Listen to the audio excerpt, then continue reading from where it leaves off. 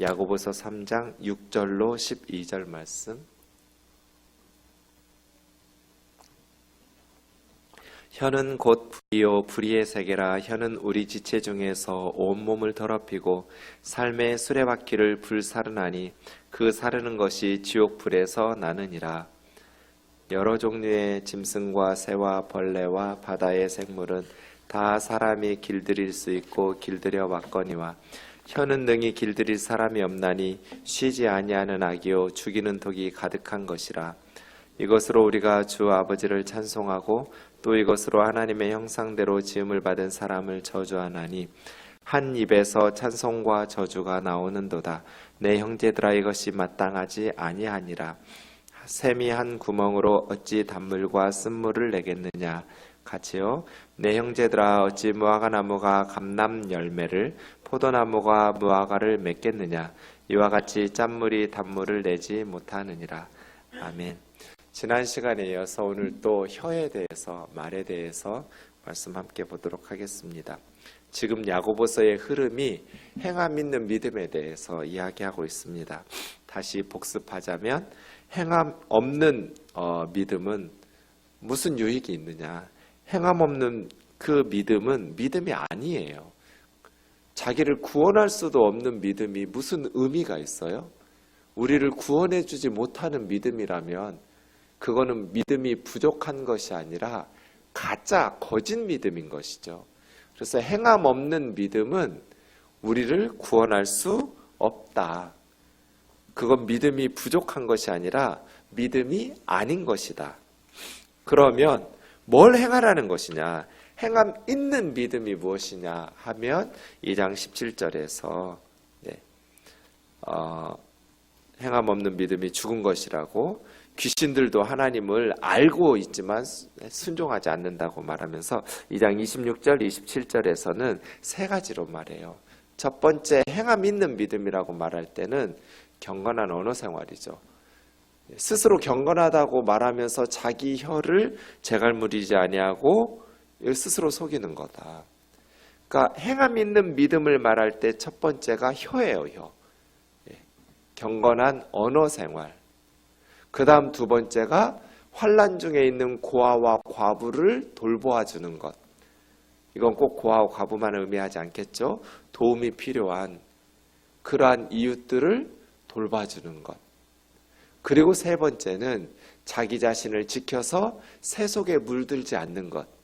이 세 가지가 행함이 있는 믿음이에요. 행함 없는 믿음이라는 건 이걸 바꾸면 되겠죠. 믿음이 있다고 말하면서 말 함부로 하고, 그리고 고아와 과부와 같이 곤경에 처한 사람들을 외면하고 도우려고 하지 않고 자신을 지켜서 이 세상의 더러움에 물들이지 않도록 노력해야 되는데 세상 사람하고 똑같이 살아가요. 그럼 무슨 행함이 있다는 거예요? 무슨 믿음이 있다는 거예요? 행함 있는 믿음에 대해서 첫 번째로 야고보 장로님이 염두하고 있는 건 말이에요. 말.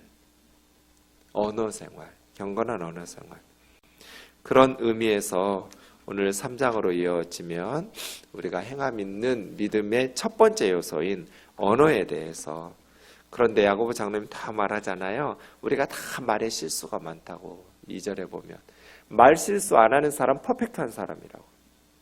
왜냐하면 언어에, 말에 실수를 안 하는 사람이면 삶의 모든 요소를 다 절제하면서 실수하지 않을 사람이니까. 말에 실수가 없는 사람이라면 능히 온 몸도 굴레 씌워서 하나님의 뜻대로 살아갈 사람이니까 퍼펙트, 온전한 사람이라고. 그만큼 말에는 실수하기가 쉽다. 오늘 본문에서 지난 시간 제가 두 가지로 나누었어요. 하나는 우리가 혀를 길들여야 되는 이유, 하나는 혀를 길들이는 방법. 우리가 지난 시간에 1번, 1번씩을 했어요. 기억하세요? 혀를 길들여야 되는 첫 번째 이유가 뭐였어요? 가공할 만한 혀의 파괴력 때문에. 혀를 길들여야 하는 첫 번째 이유는 말에는 힘이 있기 때문이에요. 그걸 이야기하기 위해서 야고보 장로님은 3장 3절에서부터 5절까지 세 가지 비유를 들었죠. 세 세트인데요. 큰 말들, 얼마나 힘이 세고 빨리 달려요. 그 말들을 입 안에 넣는 작은 재갈로 통제해요. 그 다음 큰 배들, 바다에 떠다니는 엄청난 배들도 작은 키로서 사공이 운전해요. 그리고 숲을 태워버리는 많은 나무들을 태우는 작은 불씨. 이게 큰 것을 작은 것들이 컨트롤하는 거죠. 세 세트가 다. 이것처럼 우리 혀도 작아요. 입을 다물고 있으면 평소에는 보이지도 않아요. 그런데 온 몸을 통제할 수 있는 큰 것을 자랑할 수 있어요. 그만큼 힘이 있어요. 혀에는 가공할 만한 파괴력이 있기 때문에. 그래서 여러분, 우리가 말 실수하고 잊어버려요. 그게 얼마나 힘이 있는지 잘 기억을 못해요. 예컨대 제가 어떤 사람을 칼로 찔렀다고 해보세요. 정말 화가 나가지고 그 분노를 못 참고 칼로 찔렀어요. 그러면 평생 내가 그 사람 칼로 찔렀어 이런 죄책감을 가지고 있겠죠. 그런데 때로는 말이 칼보다도 더 무섭잖아요. 칼로 찔리면 시간 지나면 안 아파요. 그때는 죽을 것 같이 아파도 세월이 흐르면 아물고 나면 통증이 없어져요. 근데 말은요, 죽을 때까지 아프기도 해요. 그런데 우리가 말로 찌를 때는 그런 죄책감 안 느끼잖아요.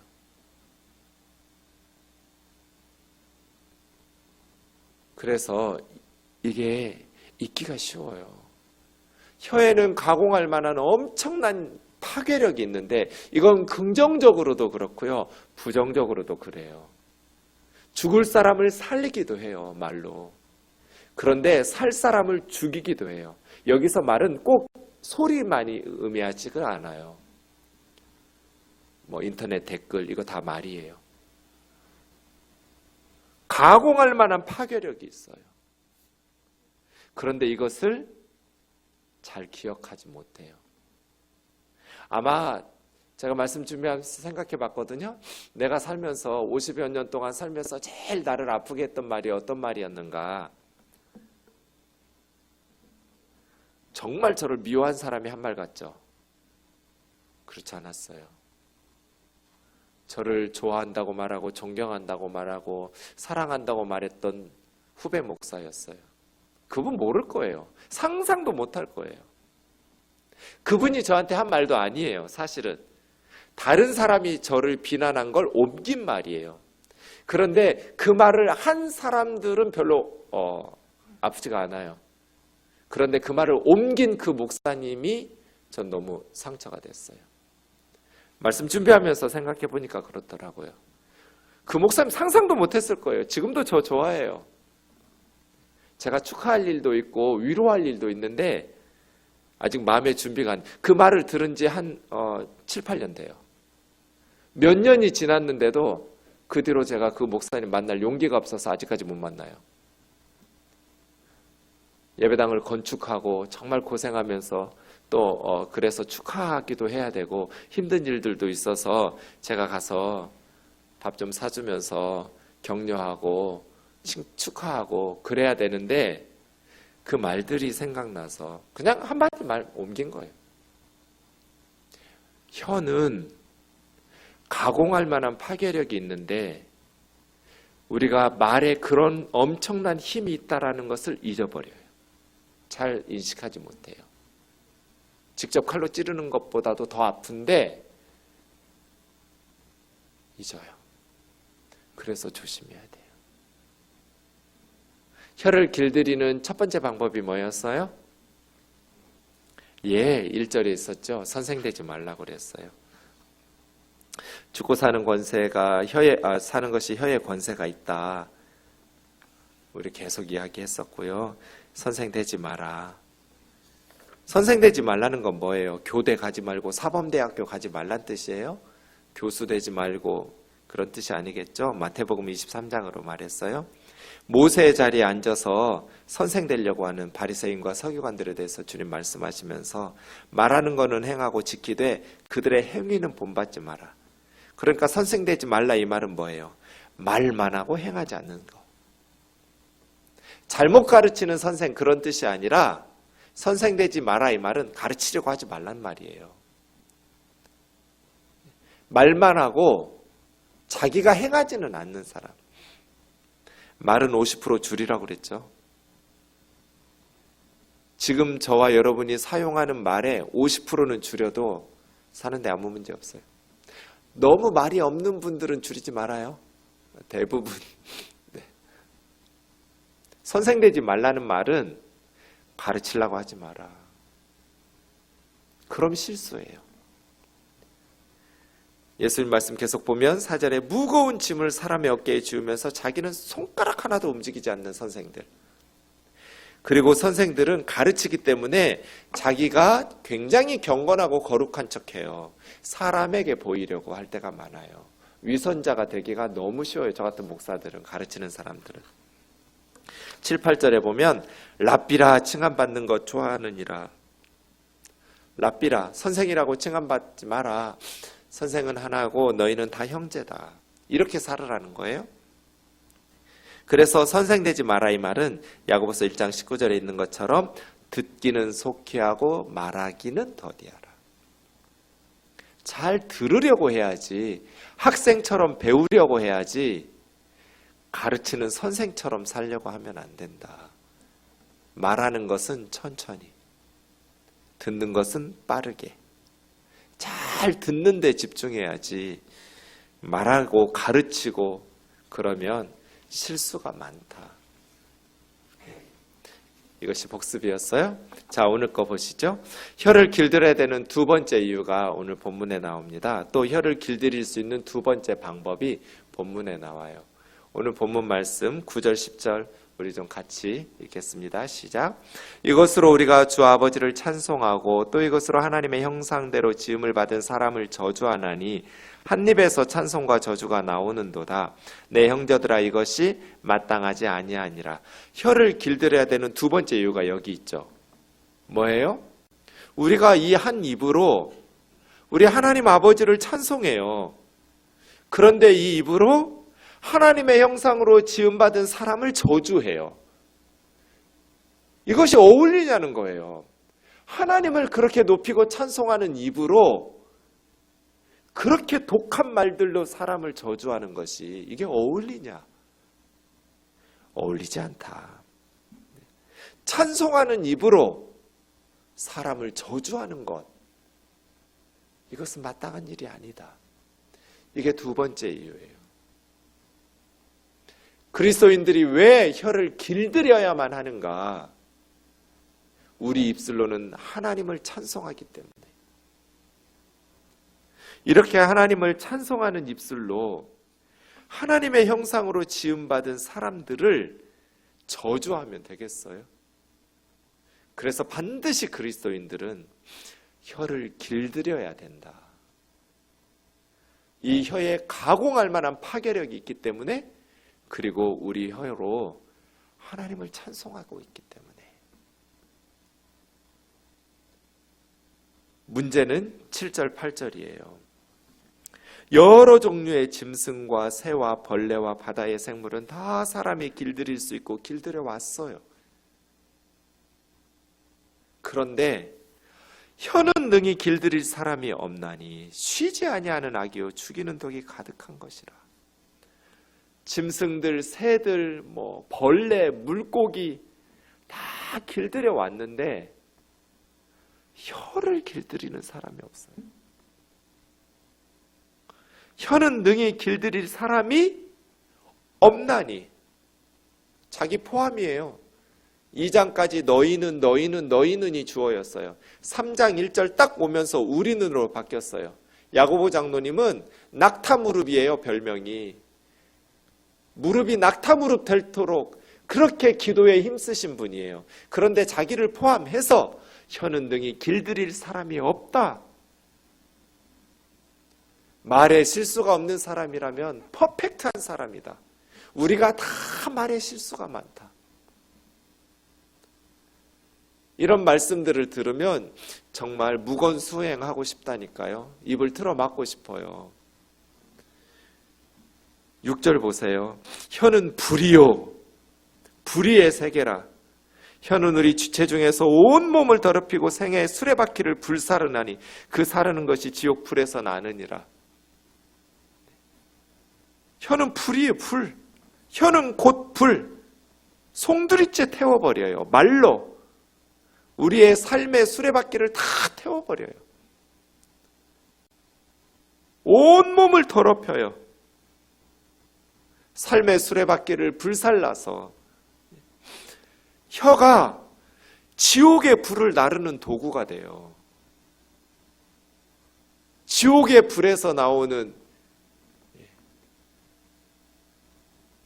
사람의 삶을 불살라버리는, 죽이기도 하고 살리기도 하는 막 이런 말씀들을 들으면 혀가 정말 중요하구나.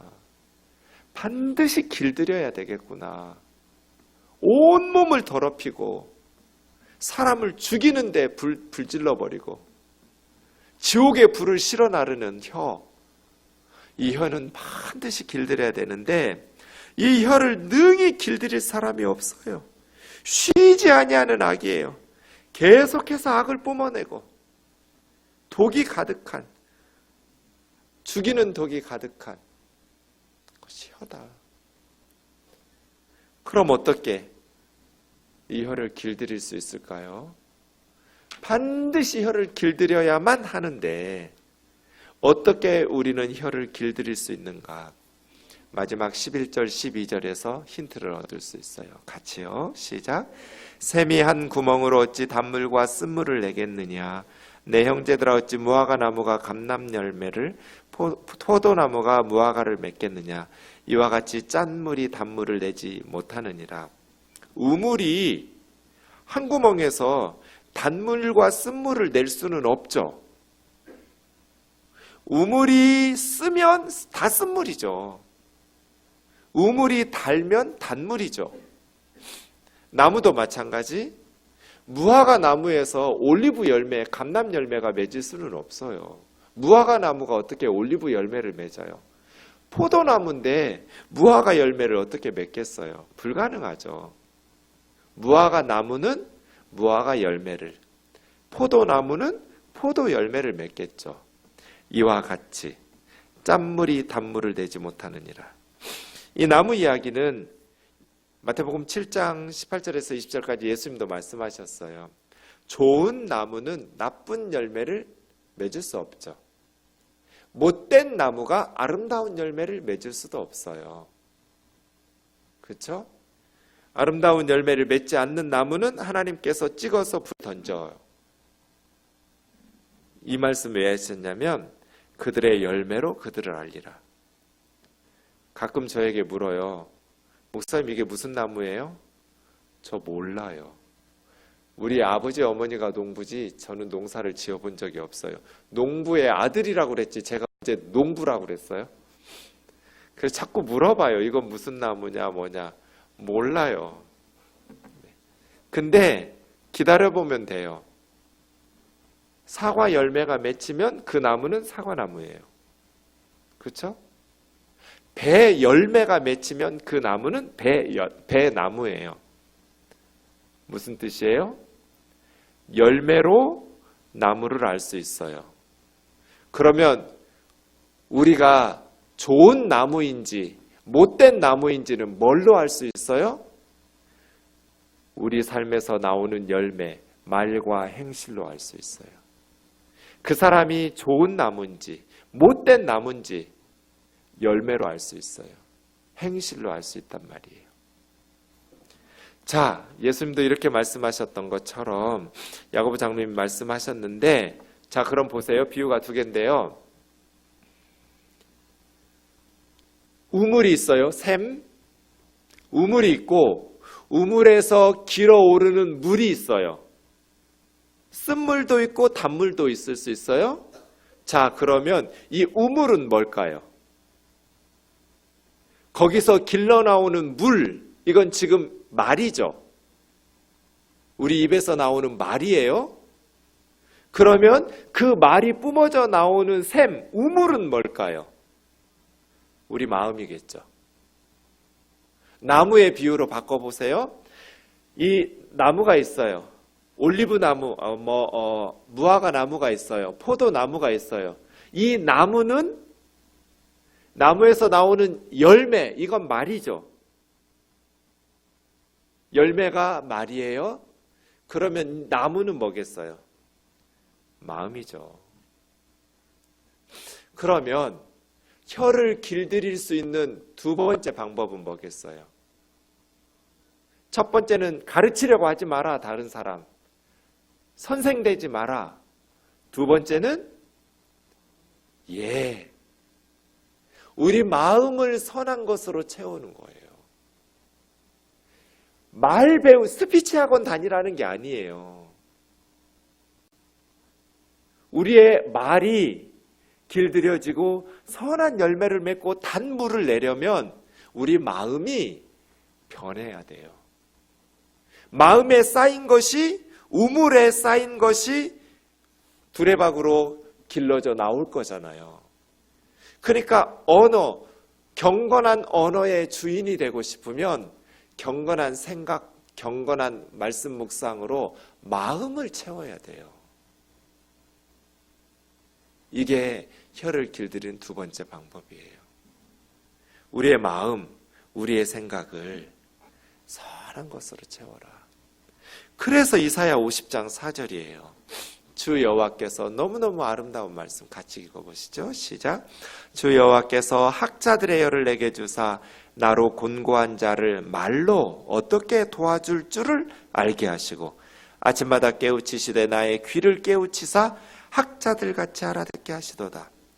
학자라고 말하는 이 라마드라는 단어는 훈련하다, 가르치다, 학습하다 이런 단어니까요.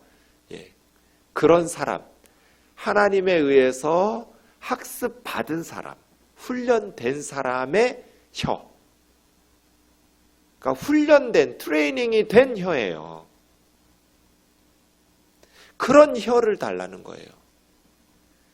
가르치는 선생의 혀가 아니라 학생인데 하나님에 의해서, 말씀에 의해서 잘 훈련되고 학습받은 학생의 혀, 제자의 혀.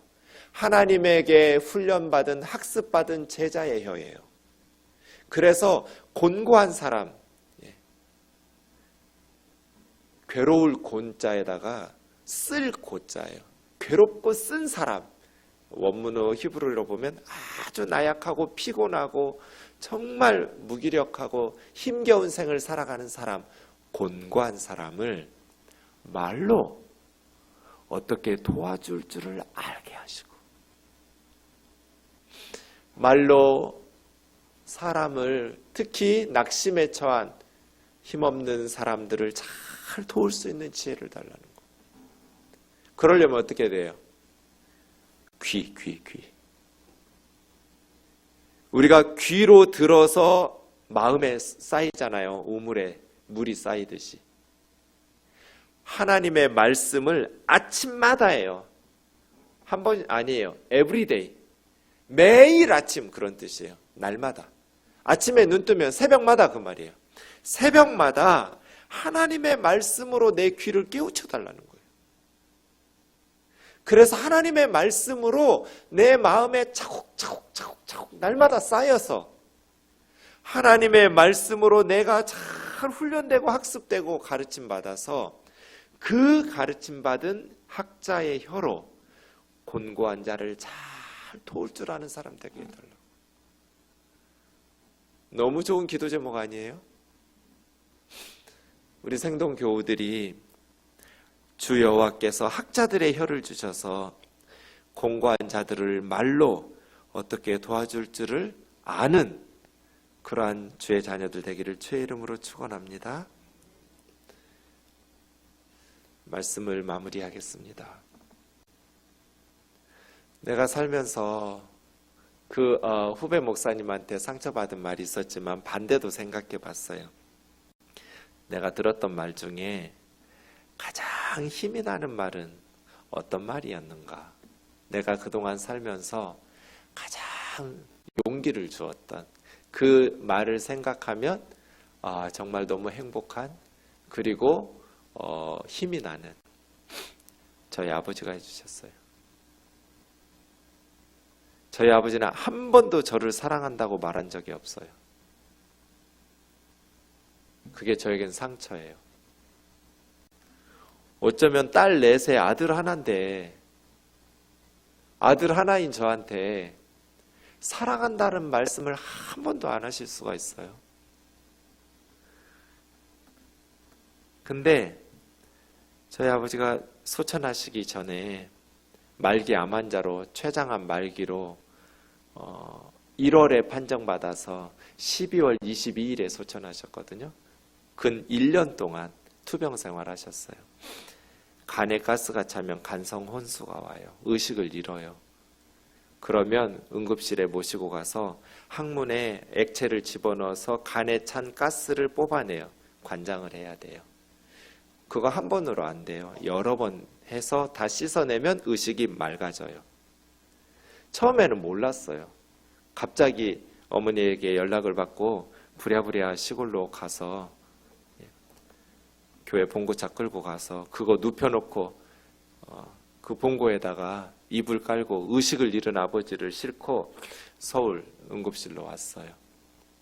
그래서 병원 응급실에 했는데 이제 아버지 주사 맞고 뭐 이렇게 검사해야 되니까 아버지가 의식이 없으니까 주사를 자꾸 빼버리는 거예요. 그리고 막 몸을 비틀어요. 침대 위에서 의식을 잃은 상태에서. 그래서 팔다리를 묶었어요. 팔다리를 묶었는데도 계속 몸부림을 치니까 어떻게 진료를 할 수가 없어요. 누구 말도 안 들어요. 의사선생님도 어머니도 누이들도. 그래서 제가 아버지 귀에다가 대고 설명을 했어요.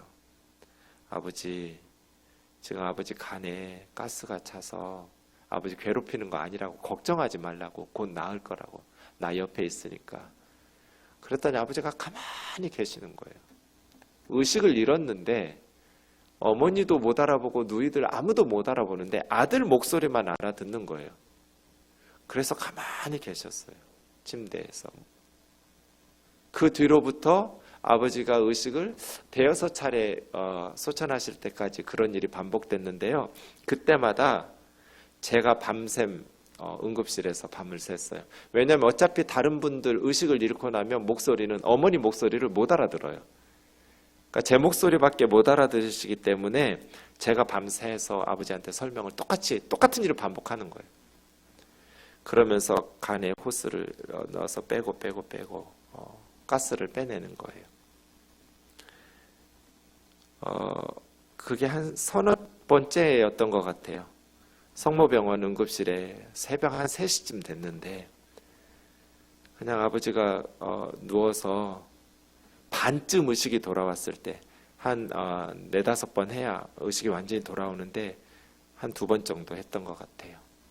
그러니까 의식이 반쯤 돌아왔을 때 그냥 아무 힘없이 저는 아버지 앞에서 그냥 뭐 책도 보고 졸기도 하고 뭐 그러면서 밤새기도 하고 또 의사 선생님 부르면 모시고 가서 관장하고 이런 걸 반복했는데요. 그런 즈음에 아버지가 그냥 저를 물끄러미 보시더니 믿지, 내가 우리 아들은 믿지, 그러는 거예요. 믿지, 내가 우리 아들은 믿지. 저 믿을 만한 사람이 아니거든요. 근데 우리 아버지는 평생 처음 그런 말을 해봤어요. 아들한테. 그래서 의식을 잃었는데도 제 말은 들은 것 같아요.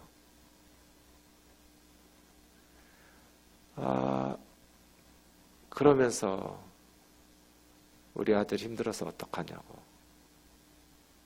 그래서 제가 그랬어요. 아빠, 내가 뭐가 힘드냐고.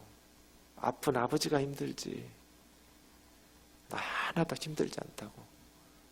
그런 생각하지 말라고. 그때 제가 몇 년 전에 들었던 친구 집사님 말이 생각났어요. 그 새벽에. 그 친구는 아들만 셋인데 그 친구도 아버지가 무뚝뚝해서 아들 사랑한다는 말을 못했대요. 못 들으면서 자랐어요.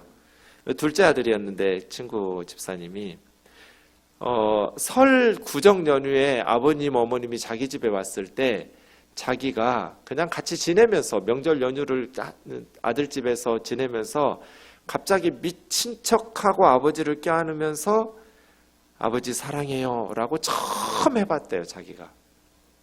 그랬더니 아버지도 아들한테 처음으로 나도 너를 사랑한다고. 그 말이 갑자기 그 새벽에 성모병원에서 생각이 나는 거예요. 응급실에서. 그래서 제가 아버지한테 그 말을 해줬어요. 아버지 사랑해요. 그랬더니 우리 아버지도 저한테 나도 너 사랑한다고. 그게 제 생에 가장 힘이 나는 말이에요. 나도 너 사랑한다고.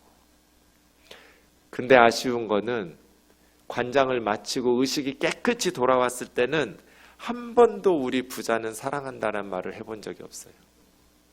그 뒤로는 항상 그것이 반복됐어요. 아버지 의식이 반쯤 돌아왔을 때 아빠 사랑해요. 나도 너 사랑해. 근데 의식이 깨끗해졌을 때는 한 번도 사랑한다는 고백을 둘이 해본 적이 없어요. 근데 저는 맑은 정신에 들었잖아요. 그런데 우리 아버지는 의식이 맑지 않을 때 들었잖아요. 그게 늘 마음에 의식이 깨끗해지셨을 때도 아빠 사랑한다고 고백을 해드릴 걸. 나만 맑은 정신에 들었네. 이런 생각 들었어요. 아버지 소천하실 때 제가 마지막으로 귀에다가 대고 기도해 드렸어요.